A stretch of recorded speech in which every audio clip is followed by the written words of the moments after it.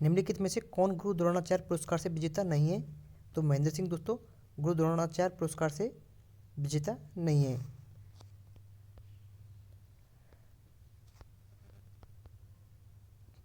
Public school की विशेषताएं हैं दोस्तों आवासीय विद्यालय, सुविधायुक्त, किशोरों के व्यक्तित्व विकास पर ध्यान, ये सभी दोस्तों पब्लिक स्कूल की विशेषताएं हैं।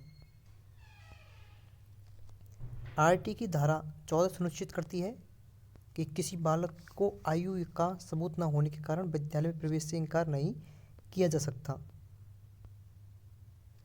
बाल मित्र योजना का उद्देश्य किससे प्रभावित बच्चों को सहायता देना है? तो लैंगिक उत्पीड़न से प्रभावित बच्चों को सहायता देना है।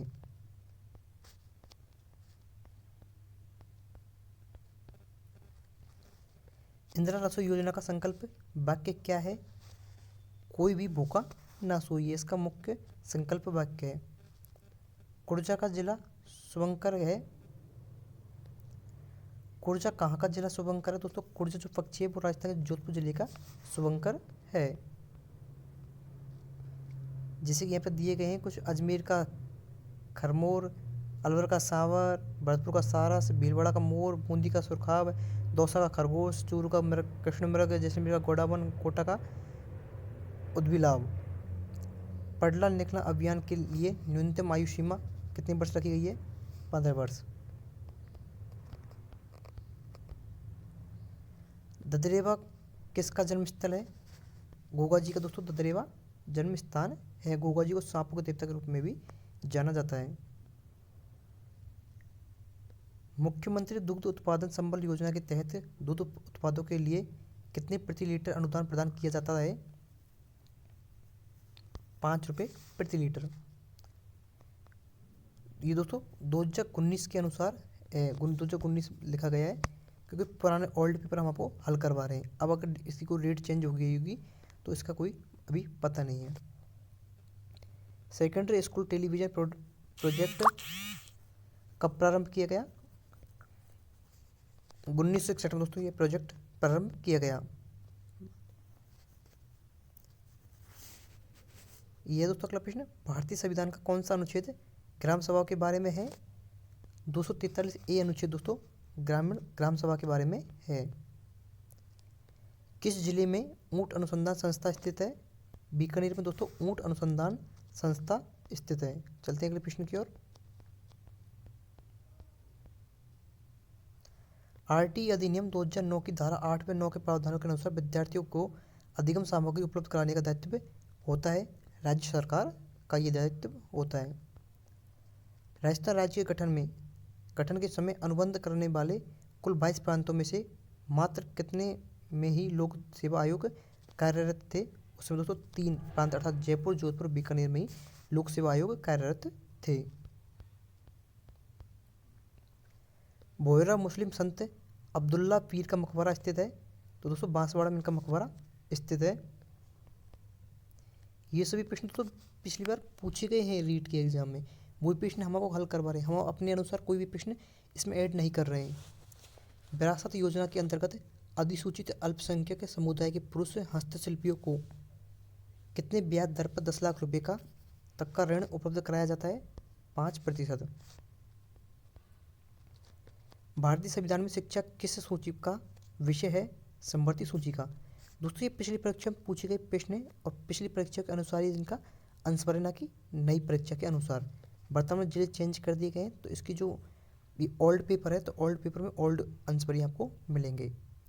आप इससे सिर्फ अनुमान लगा सकते हो कि रीट में कैसा प्रश्न पूछे गए थे। राजस्थान रत्न पुरस्कार प्राप्त करने वाले केसी मालू किस क्षेत्र से संबंधित है? वो संगीत के क्षेत्र से संबंधित है। डाइट का पूरा नाम है जिला शिक्षण एवं प्रशिक्षण संस्था, district institute of education and training, ये डाइट का दोस्तों पूरा नाम होता है। चंदेरिया किस संयंत्र चित्तौड़गढ़ में स्थित है? चंदेरिया जस्ता संयंत्र चित्तौड़गढ़ में स्थित है।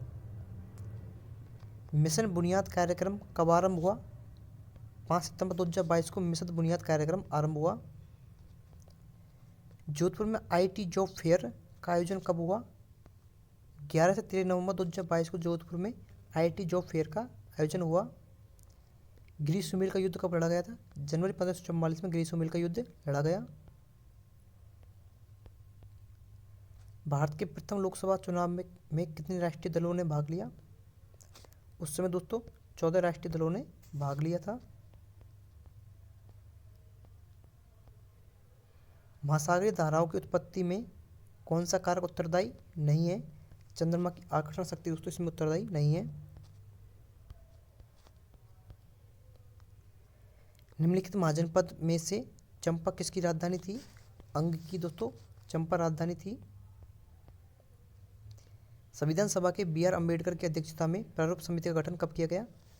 29 अगस्त 1947 को दोस्तों BR अम्बेडकर, डॉक्टर भीमराव अम्बेडकर की अध्यक्षता में प्रारूप समिति का गठन किया गया था। भारत की पहली महिला केंद्रीय मंत्री थी अमृत कौर।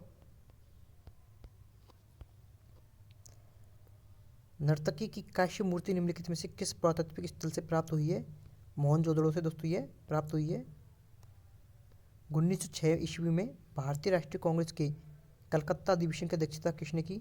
दादा भाई नौरोजी ने दोस्तों इसकी अध्यक्षता की थी।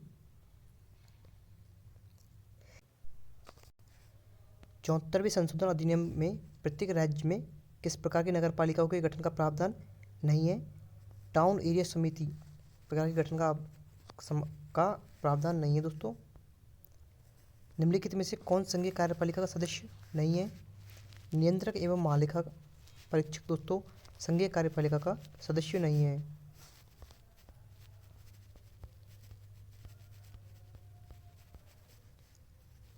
ये अगला प्रश्न, किस लोकसभा में सबसे कम महिलाएं निर्वाचित हुई थी? तो दोस्तों छठी लोकसभा में जो है सबसे कम महिलाएं निर्वाचित हुई थी।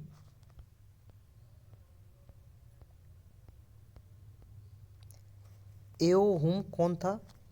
सेवानिवृत्त भारतीय सिविल सेवक एओ हुम थे। इसका नाम एलन ऑक्टेवियन हुम था। निम्न में से कौन सा मौलिक अधिकार भारतीय नागरिकों को प्राप्त है, विदेशियों को नहीं है? धर्म, नस्ल, जाति, लिंग एवं जन्मस्थान के आधार पर भेदभाव का निषेध। 1191 में तराइन के युद्ध में किस शासक ने मोहम्मद गोरी के खिलाफ लड़ाई लड़ी थी? पृथ्वीराज चौहान ने। निम्न में से कौन सा भारत के वैश्वीकरण का प्रभाव नहीं है? तो निम्न जीवन स्तर दोस्तों भारत के वैश्वीकरण का प्रभाव नहीं है। तो दोस्तों आज की वीडियो को मैं समाप्त करते हैं। उम्मीद करता हूँ आपको हमारी वीडियो अच्छी लगी होगी।